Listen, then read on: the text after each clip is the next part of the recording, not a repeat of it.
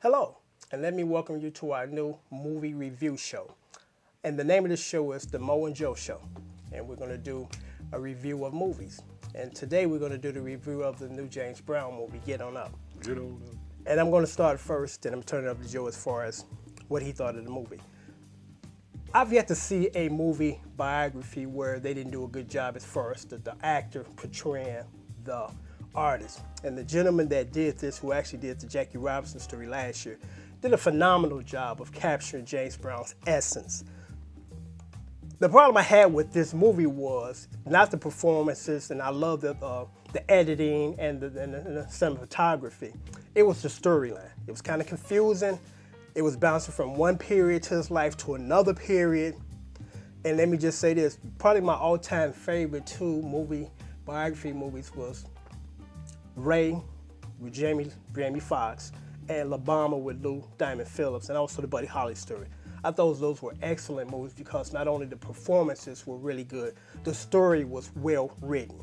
As opposed to the story in the James Brown movie was confusing. They were jumping from one period to another.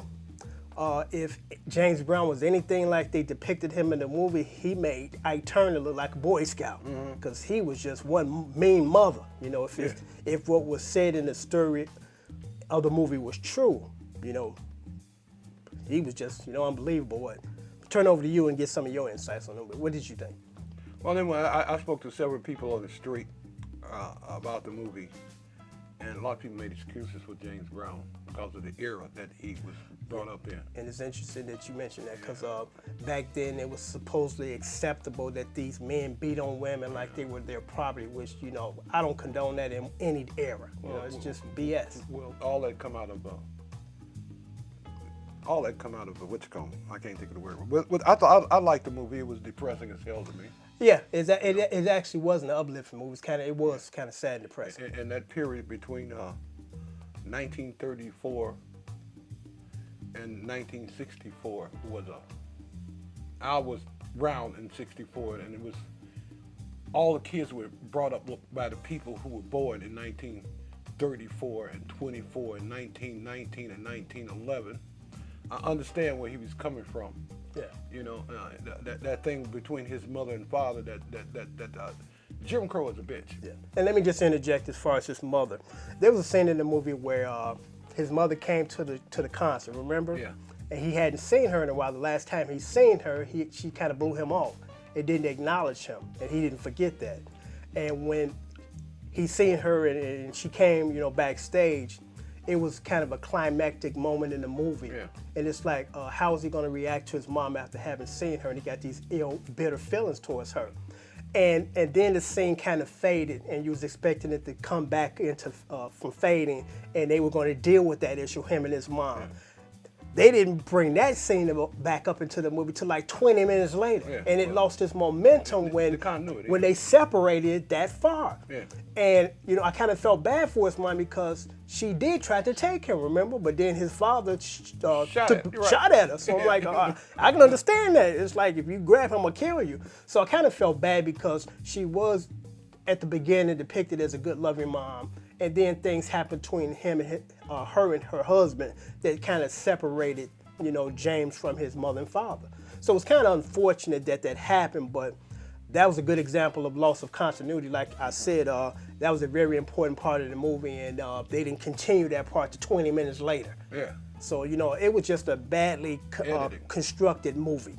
I think it was just bad editing. Well, editing and just the continuity of the movie. And, at the beginning of it, it states that Mick Jagger produced it. Mm-hmm. I'm like, what does Mick Jagger have to know anything about doing movies? I think he just financed it and put his name up there. Well, back in the 60s, like he said, they wanted Mick Jagger to close. Yeah, Right. Right. It was interesting that opening scene where Yeah. they make the reference of the Rolling Stones. Yeah, And well- it's well- like they ain't gonna be around. Well, I think it's been so long ago. I must have been 16, 17 years old. I was just hit that north side, and that's where all the music was. Mick Jagger idolized, Oh yeah, he idolized You know, him in Muddy Waters. and he was saying, "How can I follow up behind James Brown?" That's why he could take a little ticket thing. He's trying, he's trying to do some James Brown. Well, they did, But- a lot of English acts idolized Yeah. the black artists Yeah. in this country, And they paid did that tribute to because him. of the war. Because they had went through a lot of shit during World War II. I've been to Europe, and people just, that war really messed up a lot of people. But it made him a lot of more human than the average human being that war did. Yeah. What I would have liked to seen in this movie is James Brown contributed a lot to the black community. He donated a lot of things. Yeah. He had foundations. Yeah, of course he was a tyrant too, and Yeah. I didn't like how he did Bobby Bird. Yeah. Because Bobby Bird is the guy that got him out of jail and brought him to his family. And you see how he did to what he did to Yeah, Bobby well, Bird's that- sister. It's that- like, come on, man. That come out of that Jim Crow area though. So if you became the Mazza, this is how the Mazza function. He take what he wants, demands respect, And treat everybody like dirt. and treat everybody like shit. Yeah. And women were property. They were sexual property. They cooked, they cleaned, kept their mouth closed, and turned their hands up. When hey baby, lay it down. Yeah. You know what I mean? Because one of the most disturbing stories about James Brown, which is true because it's been documented, that I think Tammy Terrell, that used to sing with Marvin Gaye, was Yeah. a background singer for James Brown. And one day I think Tammy Terrell was out of key or she just wasn't, mashing with the groove. And he was beating her terribly to the point where Marvin Gaye in the middle of the night had to put her on the bus to get her out of town because Marvin Gaye feared that James Brown was actually going to try to kill her. Yeah, well- It's just how, deranged and violent this man was. Not to get away from the movie, I'm gonna try to explain that to you. Again, Jim Yeah, I know. Crow. I mean, it wasn't just James Brown in It that was a area. whole- It was a whole bunch of Yeah, people. yeah. The guy from the Temptations actually was Yeah. beating on Tammy Terrell too. In my family, Yeah. my mother would actually throw plates. David Ruffin, lead singer of the Temptations. Plates, frying pans, butcher knife, meat cleavers at her own children, and that came out of a need to control. I'm not making an excuse for Yeah, I know. this barbaric Yeah. act our men did to our women 60, 70 years ago, but hey, that was, and then when black men started making money. But let's get back to the movie because we swing away from it. Yeah. So what do you think about the movie? I mean, I give me your think overall. the movie was depressing. I think it was filmed great. I liked The editing was good. the scenery. I liked the scenery, the people, the musical clothes, numbers. the music and them. I liked all that. But hey, it was depressing as hell. Yeah, it was a depressing movie. And But overall, I gave it as far as performance, I gave it an A+. yeah, the guy was he was James Brown. And Bobby Bird, the guy who actually plays on True Blood, Yeah. as one of the vampires. He played Bobby Bird. He did a good job. Yeah, He's he a good did. actor. The performances were excellent. The acting was excellent. Yeah. The storyline I gave a C+ because it was just the continuity was all over the place, bouncing. Because I know in those movies they do flashbacks, but Yeah.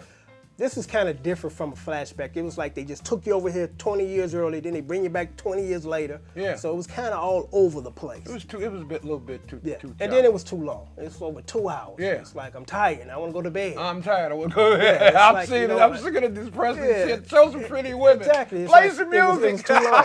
Yeah. But I mean, I do recommend it because just on the performances alone, this movie gets a passing grade because the guy that portrayed James Brown did an excellent job. Yeah, and it's a history lesson too. Yeah, it's a history lesson. It truly is how it's a history lesson. Yeah.